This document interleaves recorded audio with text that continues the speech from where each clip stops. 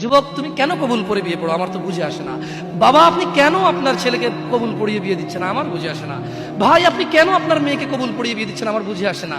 আপনার মেয়ে হলুদ কাপড় পরে, মাথার মধ্যে খোপা দেয়, 3 জনে এসে দুধ খাওয়ায়, 4 জনে কোলে নিয়ে নেয়, 6 জনে গান বাজায়, 10 জনে এসে হলুদ মাখে, শুধু বুঝি মৌলবি দিয়ে কবুল পড়ালে বুঝি মুসলিমের বিয়ে হয়?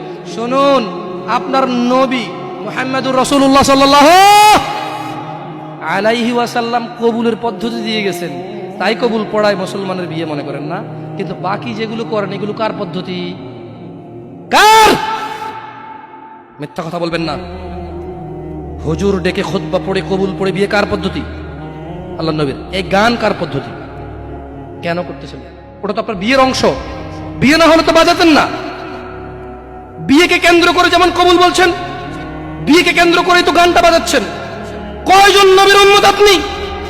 আপনার নবীর নাম কি?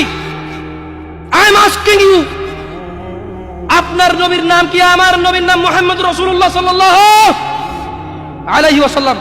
হু is the messenger of Allah for you? আপনার জন্য আল্লাহর নবী কে? কোন নবীর সুন্নাত পালন করলেন গান বাজিয়ে? আপনার জন্য আমার বিল্ডিংটা ভেঙে পড়বে, বলে রাখি ছাড়বো না।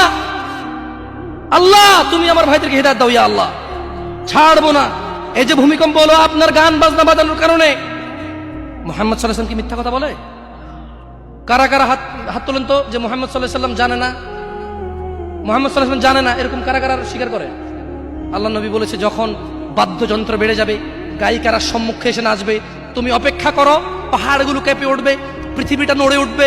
জালজালা ইযা জুলজিলাতিল আরদু জিলজালাহা, যখন পৃথিবী প্রবল কম্পনে প্রকম্পিত হবে। ওয়া খরাজাতিল আরদু আসকালাহা, যখন এই মাটি তার ভিতরে যা আছে একদম লাথি মেরে বের করে দেবে, লাশ হোক আর যাই হোক, মাটি বলবে যে বের হও, বের হও আমার থেকে, বের হও, আমি তোর আর কাউকে রাখবো না। ওয়াকাল আল ইনসান, মানুষ বলবে মালাহা মালাহা, পৃথিবীটা কি হলো, এই মাটির কি হলো? কেন সে কবরগুলো লাশগুলো বের করে দিচ্ছে? কেন সে স্বর্ণ মতি হীরা মানিক্য বের করে দিচ্ছে? মালাহা, এর কি হলো?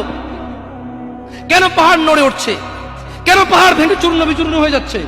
মানুষ বলবে মালাহা, পৃথিবীর কি হলো? বিআন্না রাব্বাকা আওহালাহা, পৃথিবী এটা করবে বিআন্না রাব্বাক, কারণ তোমার প্রতিপালক আওহালাহা পৃথিবীকে আদেশ করেছে। আপনি গান শোনেন, আমি শুনি না। আপনি গান বাজান, আমি বাজাই না। যখন চিটাগং নড়ে উঠলো ভূমিকম্পে, আপনার বাড়ির সাথে আমার বাড়িটা উঠছে। বন্ধ করেন এই জুলুম আমাদের উপর। আল্লাহর দিকে তাকিয়ে বন্ধ করেন, আল্লাহর দিকে তাকিয়ে বন্ধ করেন। আপনার বাড়িটা যদি ভেঙে ফেলার ইচ্ছা হয়, বুলডোজারে ভেঙে ফেলেন, কেউ ধরবে? কেউ জিজ্ঞেস করবে আপনাকে? আপনি গান বাজনা শুনে ভাবে পৃথিবীতে বিপর্যয় নিয়ে আসতেছেন।